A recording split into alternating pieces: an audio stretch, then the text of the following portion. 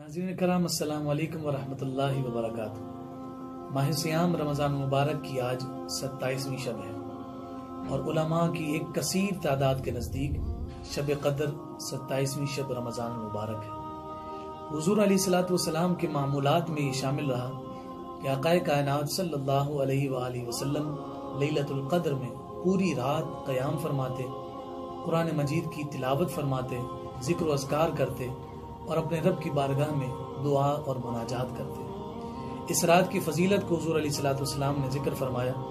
بخاری شریف کی حدیث مبارکہ ہے، آقا کائنات صلی اللہ علیہ وسلم کا فرمان، من قام لیلۃ القدر ایمانا و احتسابا غفر له ما تقدم من ذنبه، کہ جس نے حالت ایمان اور رضا الہی کے لیے شب قدر میں عبادت کی، اس کے تمام سابقہ گناہوں کو معاف کر دیا جائے گا۔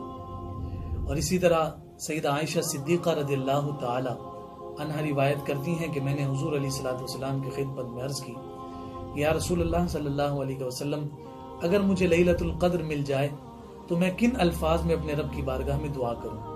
تو حضور علیہ السلام نے جو خوبصورت کلمات تعلیم فرمائے، ارشاد فرمائے، وہ کلمات یہ ہیں۔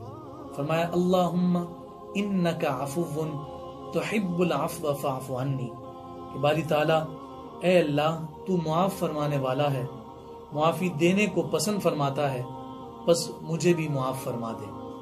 اس دعا کی آج کی مبارک اور مقدس شب میں کثرت رکھیے، اپنی دعاؤں میں تمام امت مسلمہ کو یاد رکھیے، اپنی بخشش اور معافی کے لیے رب ذوالجلال کی بارگاہ میں گڑ گڑا کر دعائیں اور التجائیں کیجیے۔